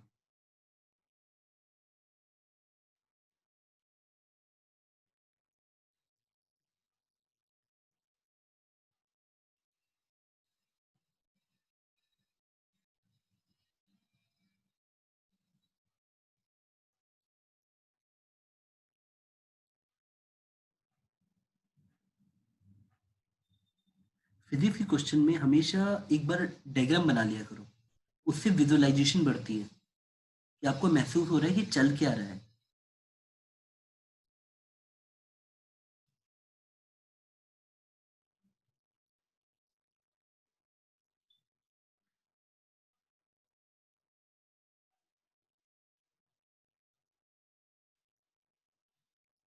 देखो बेटा मुझे लग रहा है बच्चे आंसर भी दे रहे हैं, वेरी गुड। ओहो सौम्यदर्शी बेटा एक बार और ट्राई करो।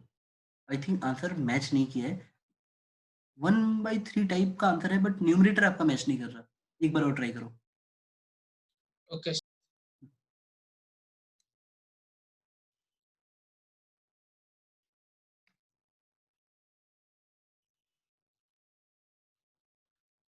Y I like this question, ये आपकी साइन कन्वेंशन की परख लेता है। आप तुरंत रट्टा मारते हो या डायग्राम बना के करते हो ये उसकी परख लेता है। ये बिल्कुल बेसिक क्लास 10th का सीबीएसई बेस्ड क्वेश्चन है, बट ये अंडरस्टैंडिंग चेक कर लेता है।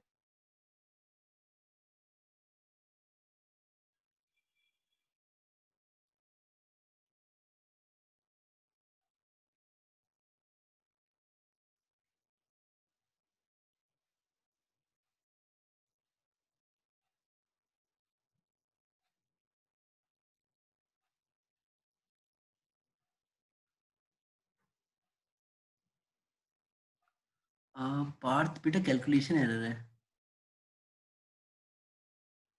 एक बार और ट्राई करो। आंसर मैच नहीं कर रहा पार्थ बेटा।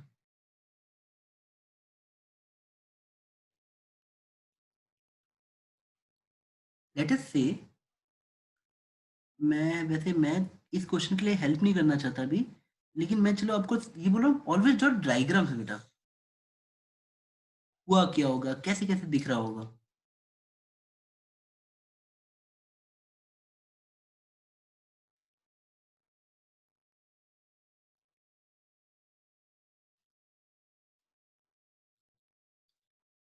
के आंसर और आ रहे हैं 5/3। बेटा 2 बच्चों का 5/3 आया है, लेकिन आंसर इज नॉट 5/3।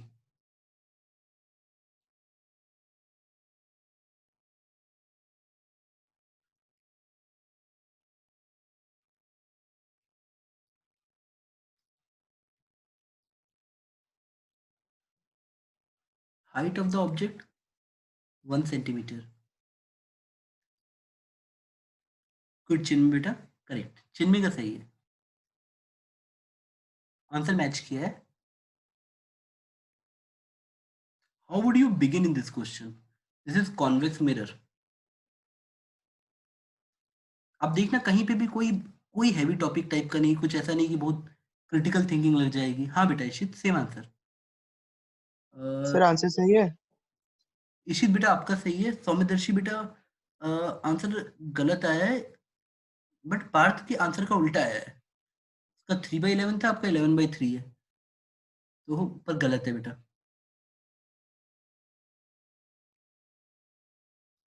अच्छा पहले आप लोग मुझे बताओ अपनी बेसिक क्लास 10th की रे डायग्राम प्रैक्टिस से कि हमारा ऑब्जेक्ट कितनी दूर रखा है। नहीं दिया ना, मिरर से क्या दूरी दे रखी है?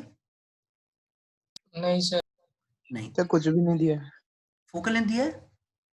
यस क्या लिखो, यस सर, +12 या -12? +12 सर। +12, very good. हमें इतना दिया है।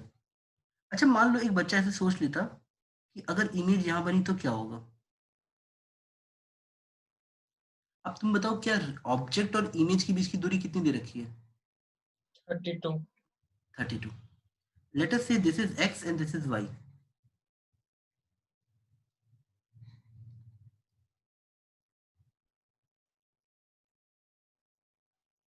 अब बताओ मुझे क्या ये क्वेश्चन अब कर पाओगे?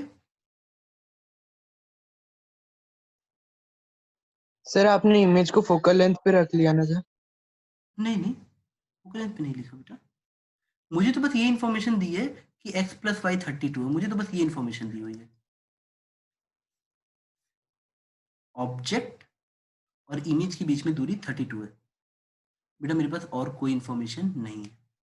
जस्ट प्लेन देखो ना, मेरे को बस इतना पता है कि ऑब्जेक्ट और इमेज के बीच की दूरी 32 है। क्या आपको ये लॉजिक समझ आया मैंने क्या बोला?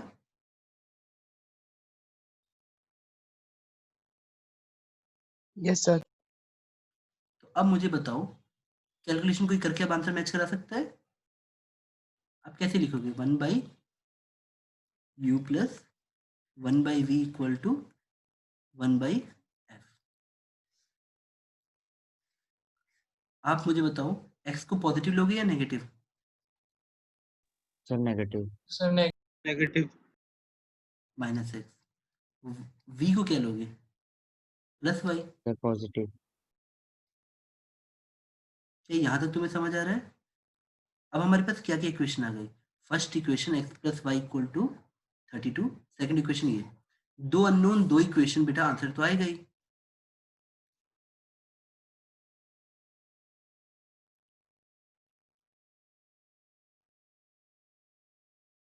क्या मैं करके दूं बेटा इसके बाद? क्या आप लोग ट्राई कर सकते हो? If you will put y equal to 32 minus x, आपका आंसर आ जाएगा x की वैल्यू। y आपने 32 माइनस एक्स पुट किया,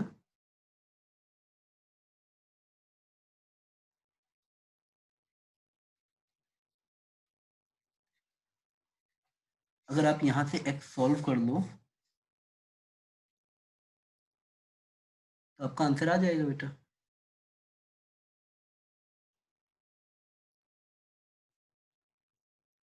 बेटा क्या सारे बच्चों को क्वाड्रेटिक इक्वेशन का आंसर लिखना आता है? सच बताओ। yes sir. Yes sir. ठीक है, तो अगर मैं आपके सामने क्वाड्रेटिक इक्वेशन दे दूं, इसको ऊपर -1 लिख देता हूँ, तो इधर गया 32 माइनस एक्स इंटू -1, इधर गया प्लस एक्स, और नीचे आया 32 minus x into x equal to 1/12। तो बेटा अगर आप इसको क्रॉस मल्टीप्लाई कर लोगे, क्वाड्रेटिक बनेगी, आप सॉल्व कर लेना बेटा। ऊपर मुझे मिला है 32 माइनस है और यहाँ मिला है 2x। बेटा अब आप इसको 12 से मल्टीप्लाई, और इधर 32x minus x square, you will gate a quadratic equation, जिसको आप सॉल्व कर सकते हो और आपका आंसर आ जाएगा। बट ये क्वेश्चन देखो बेटा, इजी होके भी ट्रिकी है ना। आपको क्या दिया हुआ है? ऑब्जेक्ट और इमेज के बीच में डिस्टेंस, और देखो आपका क्या बन गया? क्वाड्रेटिक। अगर मैं सिर्फ ये लॉजिक यूज कर लेता, हाँ बेटा 1/3 जिन जिन बच्चों का है सर बेटा सही है, गुड बेटा गुड। 1/3 बेटा मेरे ख्याल से टोटल 11 बच्चों ने दिया है, तो आई थिंक आंसर सही, मतलब आंसर मैच किया होगा बेटा। इतने बच्चों ने मिलके किया है तो मतलब मिलके इन द सेंस सबका मैच कर रहा है। और बेटा आप u की वैल्यू निकालोगे यानी x की, तो बेटा x की वैल्यू क्या आई थी बताओ जरा, कितनी आई थी? जो बच्चे सॉल्व किए हैं क्वाड्रेटिक इक्वेशन, x की वैल्यू कितनी आई है बेटा बताओ? अगर आप लोगों ने सॉल्व किया आंसर तो x की वैल्यू बताओ।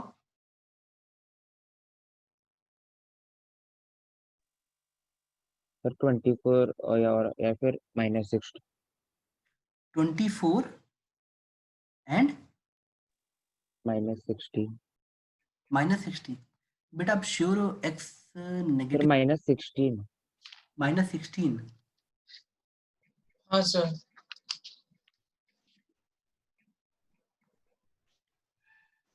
अच्छा ठीक है, और v की वैल्यू बेटा सिमिलर कितनी आ जाएगी? 32 टोटल हो रहा है तो 8 आ जाएगी, मतलब उसकी y की वैल्यू।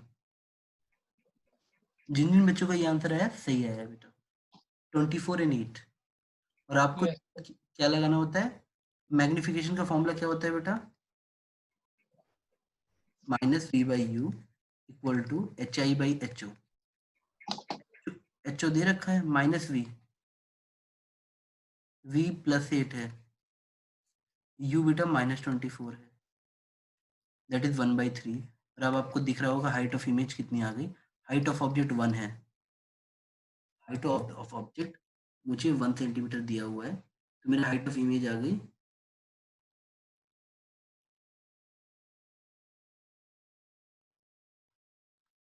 1/3 सेंटीमीटर। बेटा मैं नेक्स्ट क्वेश्चन पे चलता हूँ।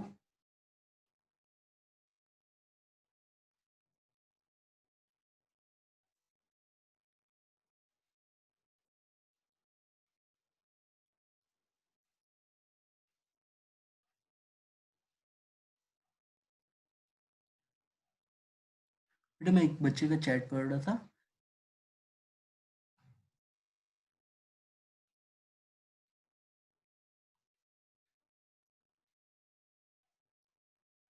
नहीं बेटा ये तो सेंस नहीं करेगा, अब दोबारा सोचना, it won't make sense perfect. एक नेक्स्ट क्वेश्चन करो।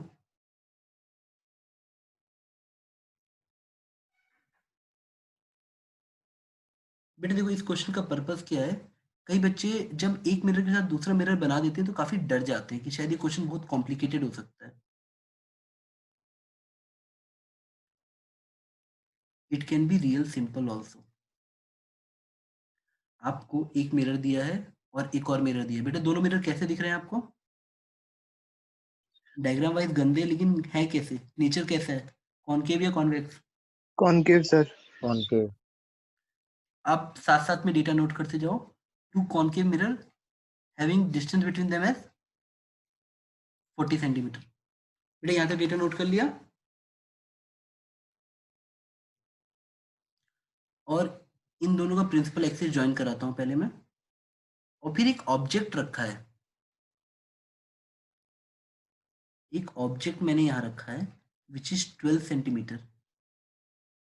बेटा सेंटीमीटर लिख समझ लेना कि यूनिट सेंटीमीटर में ही है।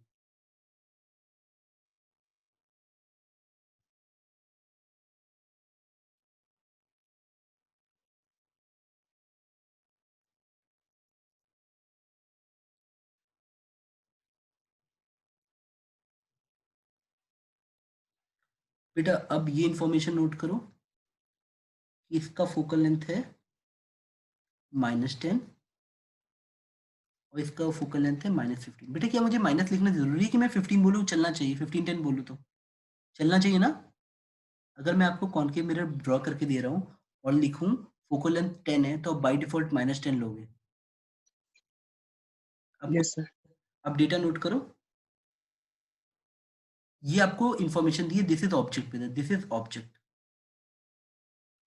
ये आपका ऑब्जेक्ट रखा है ये।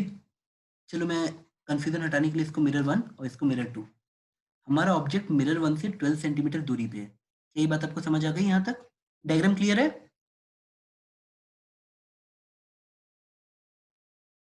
अब आप लिखो find location of final image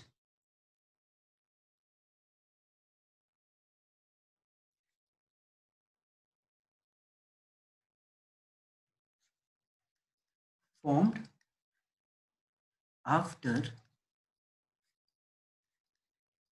two reflection।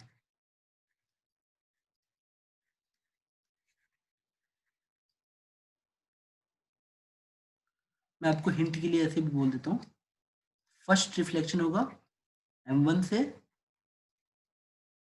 First with m1 and second reflection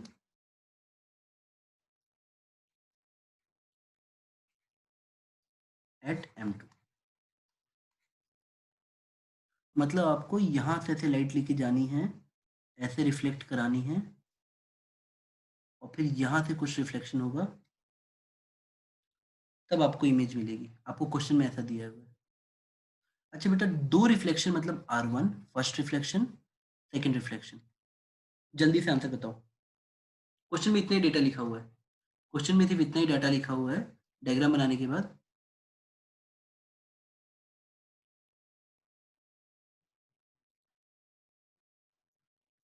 श्रीमान बेटा सर रिपीट। हाँ बेटा, हाँ, you will get the same values. श्रीमान बेटा आंसर सेम आएगा। This is first bit is correct. एक आंसर आपका मैच कर गया है, गुड।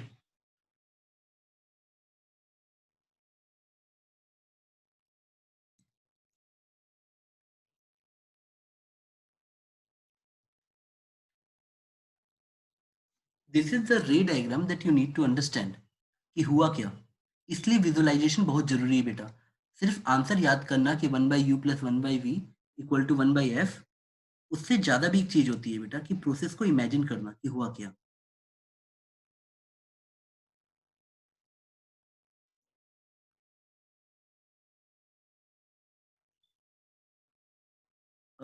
बेटा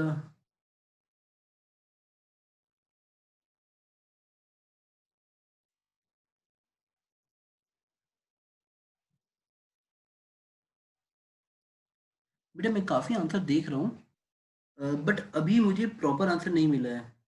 अभी किसी का भी मुझे प्रॉपर आंसर नहीं मिला है।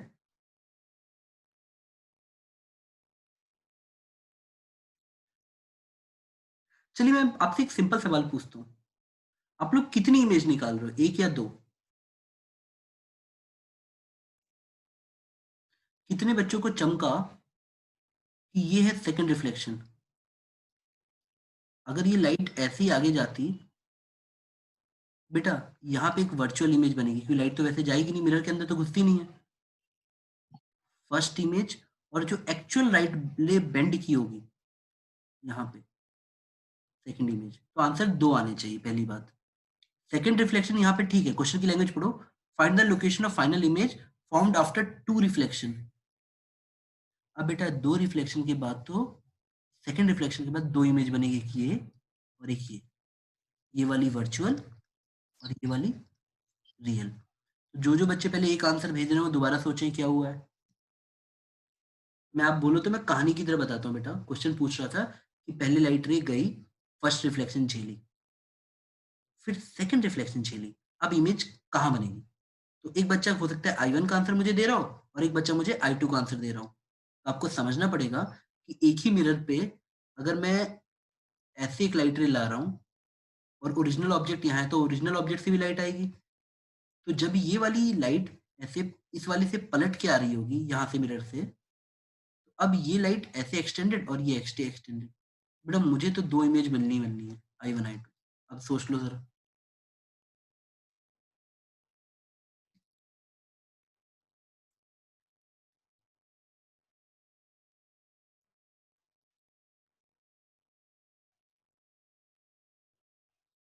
बेटा मैं आंसर बताऊं या करके दिखाऊं? बताओ, पहले आंसर दूं क्या? नहीं सर, हम सर थोड़ा ट्राई कर लीजिए। 2 मिनट करो ट्राई बेटा, मजे लो ना। अभी ये किसी के पूरे आंसर नहीं आए हैं। आपको मैं बोल चुका हूँ I1 I2 और 2 इमेजेस, एक वर्चुअल एक रियल। निकालो ना जरा।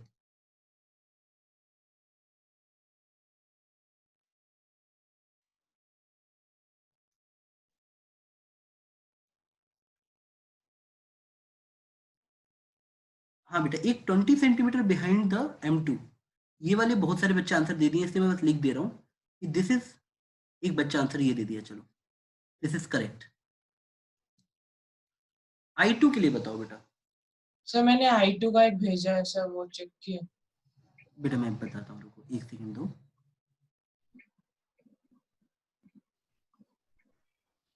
अब बेटा दोबारा भेजो, I1 लिख के भेजना कि सर I1 इतना आया। सर मैंने I2 का भेजा था। बेटा I2।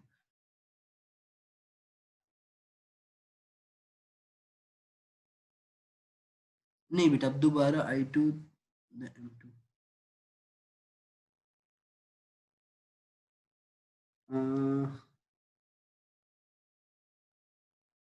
नहीं बेटा, मैच नहीं कर रहा, मैच नहीं कर रहा।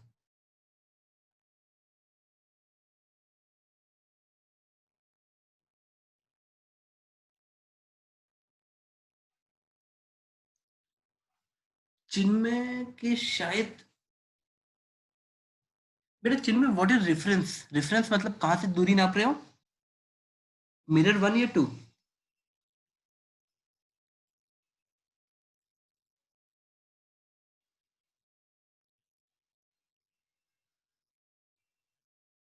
चिन्मय बेटा, दूरी आपने कहाँ से नापी है?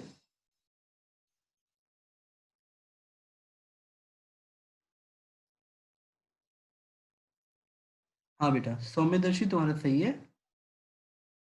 गुड बेटा, रियली गुड सौम्यदर्शी बेटा, गुड। हाँ Chinmay, in that case you are also correct. Good.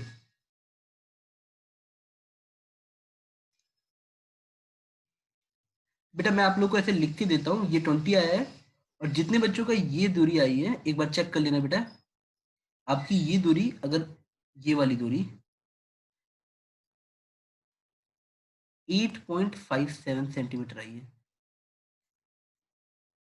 अब कितने बच्चों का करेक्ट है आप देख सकते हो बेटा। हाँ ब्रजेश, ब्रजेश का भी सही है बेटा।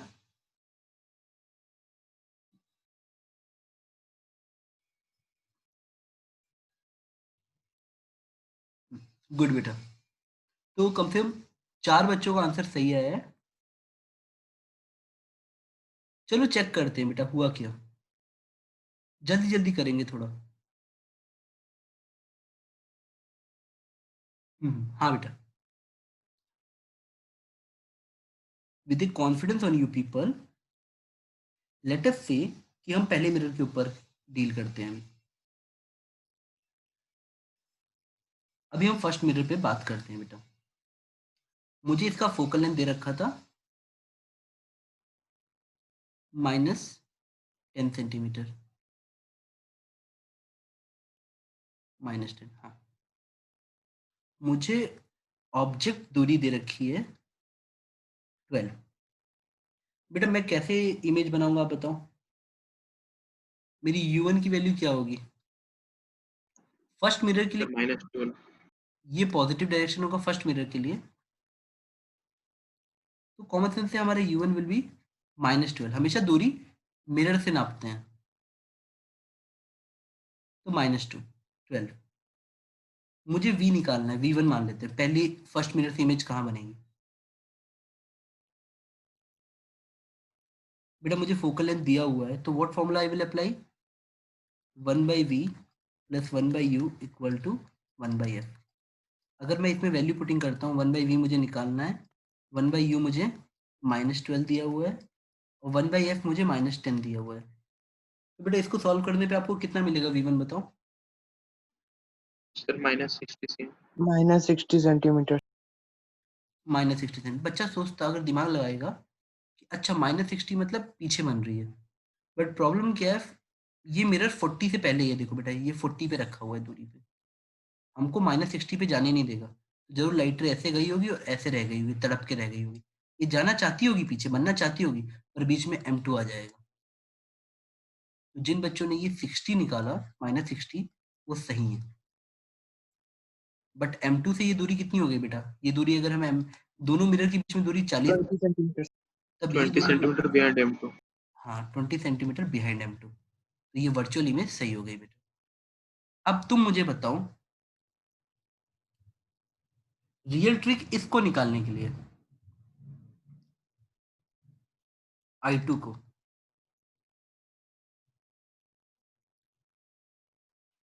अगर मैं I2 निकालना चाहता हूँ, तो ये जो हमारी इमेज I1 थी, इसको मैं कैसा ऑब्जेक्ट लूंगा?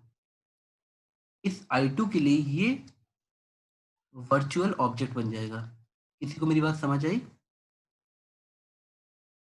वर्चुअल हाँ sir. Object for this image, मतलब I1 की इमेज I2 है, आप ऐसा कह सकते हो बाई m2। ये लाइन समझ आ रही है? तो सेकंड रिफ्लेक्शन के लिए व्हाट इज पॉजिटिव डायरेक्शन बेटा? पहले वाले के लिए पॉजिटिव डायरेक्शन ऐसा था, अब इस बार लाइट M2 पे जब पड़ रही है तो दिस इज पॉजिटिव डायरेक्शन। तो तुम मुझे बताओ, अगर ये ऑब्जेक्ट है तो इसका डिस्टेंस पॉजिटिव है या नेगेटिव, बताओ। ये दूरी क्या लोगे? अब सेकंड मिरर को देखो बेटा, मैं आपको ऐसे बना के देता हूँ, अलग से बना के, चलो मैं आपको एक अलग से डायग्राम बना के देता हूँ कि ऐसे मैं तुम लोगों से ये पूछ रहा हूँ, ये लाइट आ रही थी और ये ऐसे बेंड हो गई रियली में और ऐसे वर्चुअली गई। अब ये अगर मेरा ऑब्जेक्ट है वर्चुअल वाला और ये पॉजिटिव डायरेक्शन है, what do you think object की दूरी कितनी है बेटा? U2 की दूरी कितनी है? +20 या -20, बताओ। +20। +20। मुझे क्या निकालना है? V। क्या मुझे फोकल लेंथ पता है? फोकल लेंथ क्वेश्चन में दे रखा है -15। अब बेटा कौन बच्चा ऐसा जो फॉर्मूला पुट नहीं कर लेगा, बताओ। 1/v + 1/u = 1/f। अब बताओ बेटा आंसर कितना आया, कर लोगे?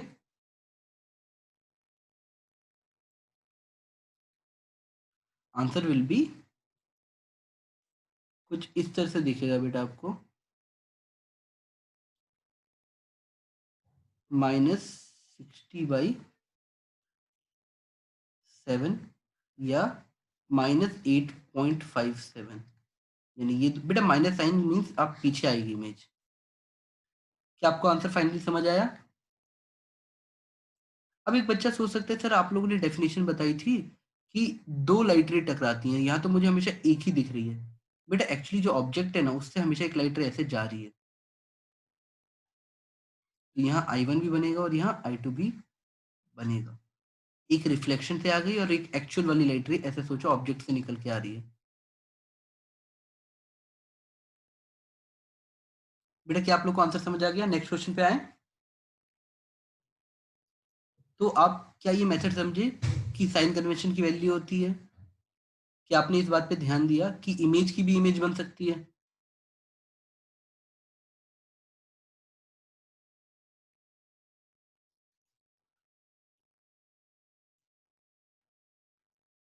बेटा एक सिंपल क्वेश्चन देता हूँ, करो। इसमें मैं प्लेन मिरर और कॉनकेव मिरर को मिक्स करूंगा।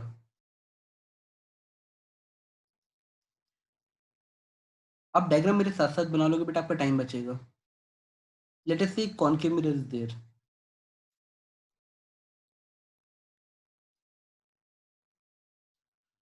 अब बेटा थोड़ा ध्यान से देखना, मैं इसके ये प्रिंसिपल एक्सिस बना रहा हूँ बेटा। अब बोलोगे तो मैं लिख देता हूँ, दिस प्रिंसिपल एक्सिस।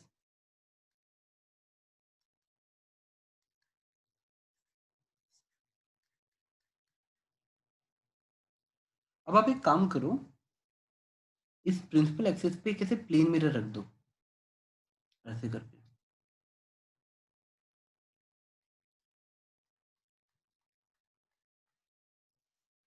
अब मेरे पास 2 मिरर हैं। क्वेश्चन में दिया हुआ है कि इन दोनों मिरर के बीच की दूरी 50 सेंटीमीटर है।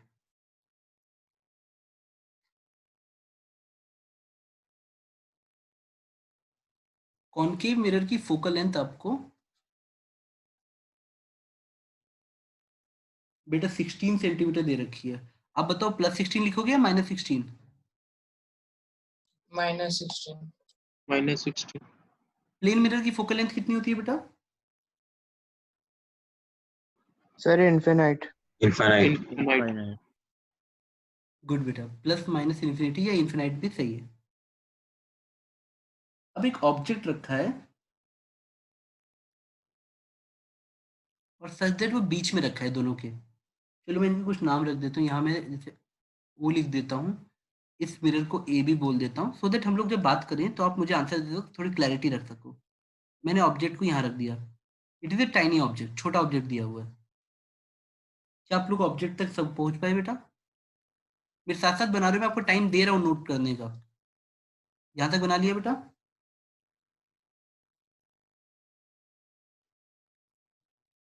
Yes sir. हाँ सर। अब मैं लैंग्वेज लिख दूँ? क्वेश्चन की क्या पूछा गया है आपसे, इसके बाद पूछा गया है जो प्लेन मिरर से इमेज बन रही है और जो कॉनकेव मिरर से बन रही है वो कोइंसाइड कर रही है। मैं लिख दूं इसको?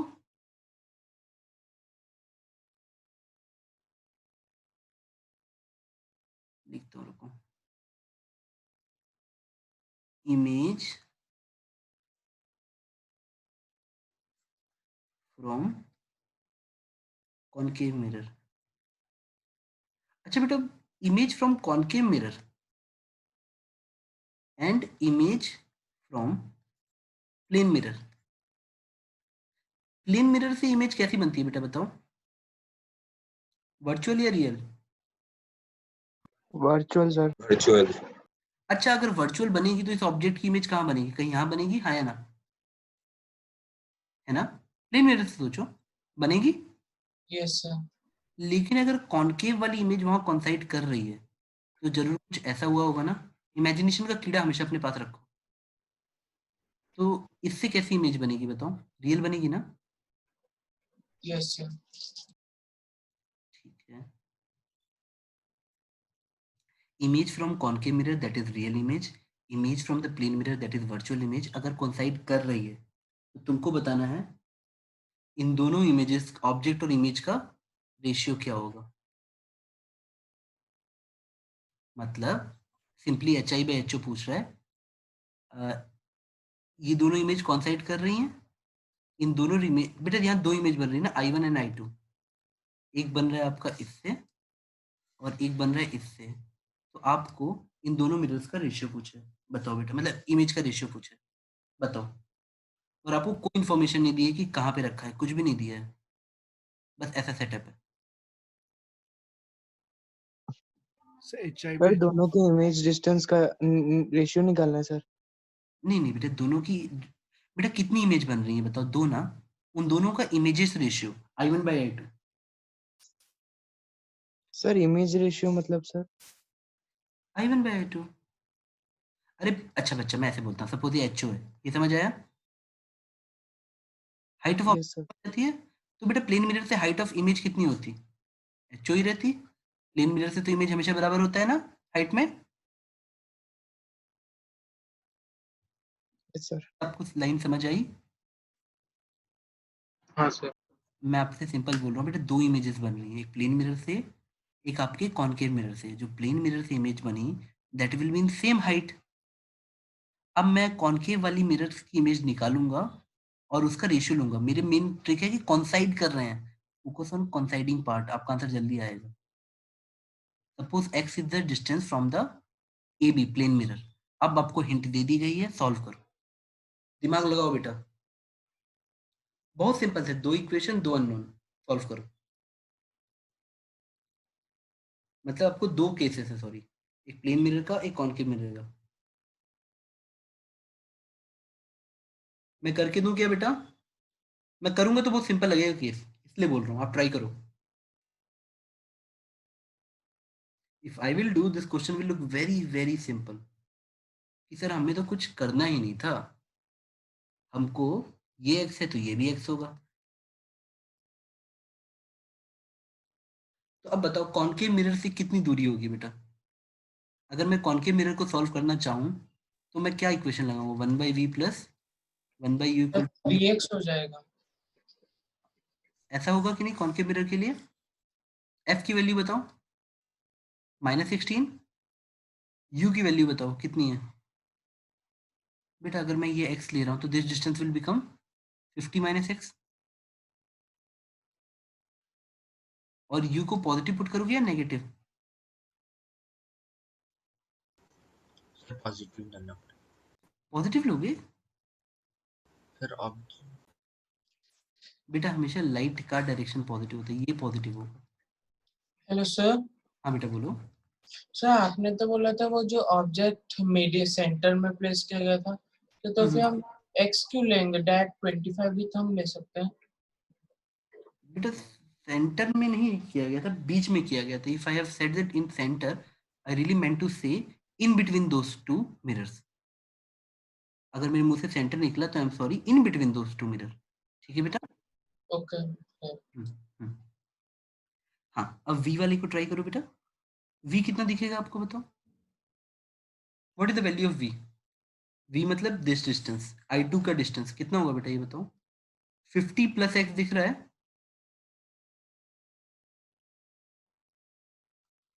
अब बताओ साइन कन्वेंशन प्लस लोगे या माइनस?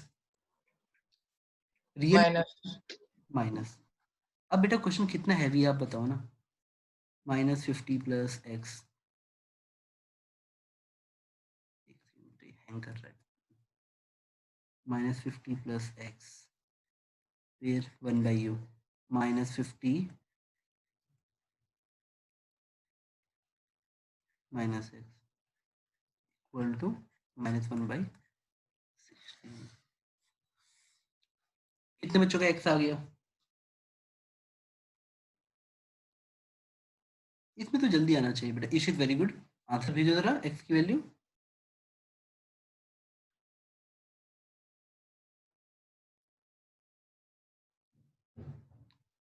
इशित एक बार कैलकुलेशन दोबारा चेक करो।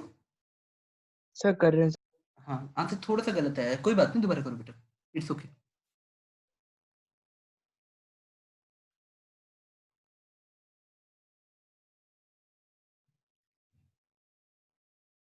नहीं यहाँ से तो सिंपल दिख रहा है, ये माइनस माइनस साइन हर सबका काट दो, तब आपको सिंपली ऐसा दिखेगा 50 plus x plus 50 minus x equal to 1/16। और यहाँ पे अगर एलसीएम लोगे तो ऊपर जाएगा 50 माइनस एक्स, 50 प्लस एक्स यानी ऊपर बचेगा 100, और नीचे बचेगा 50 plus x into 50 minus x यानी 50 square minus x square equal to 1/16।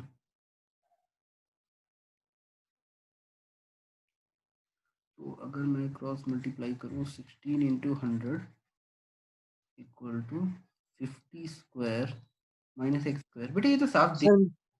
Sir मैंने भेजा है सर। हाँ मैं देख लेता हूँ बेटा, अगर आप आंसर देखो इट इज़ वेरी विजिबल। हाँ अब ठीक है, देखो ना, ये बेटा मुझे एक्स स्क्वायर दिख रहा है कि it will be 50 square minus 1600, यानी सिंपली 50 square minus 40 square, that is x square equal to 30 square. X will come as 30।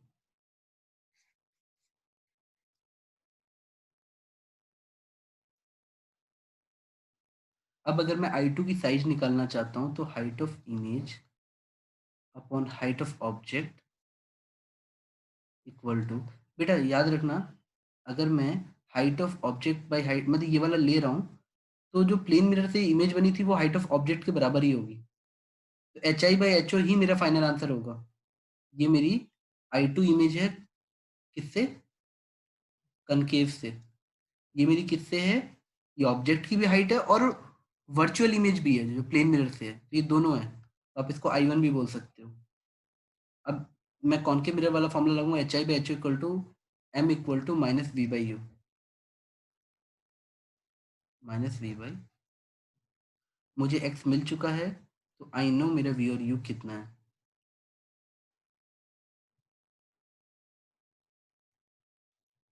V की वैल्यू आएगी -50 प्लस एक्स यानी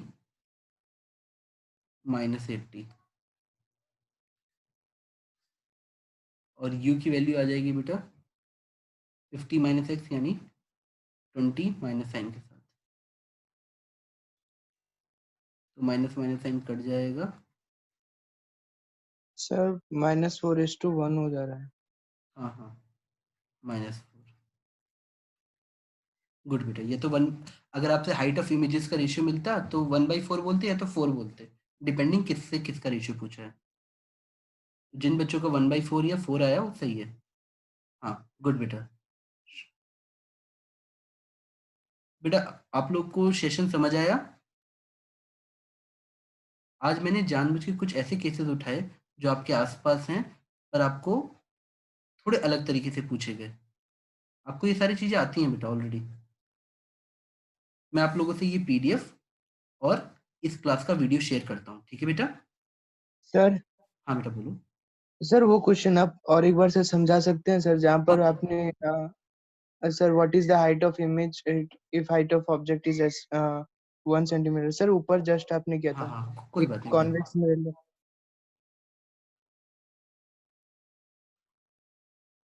हाँ सर यही वाला। ये वाला क्वेश्चन, हाँ सर हाँ यही वाला।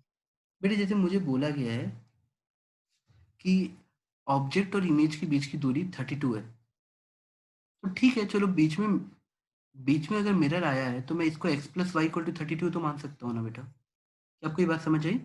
यही मेन ट्रिक थी इसमें।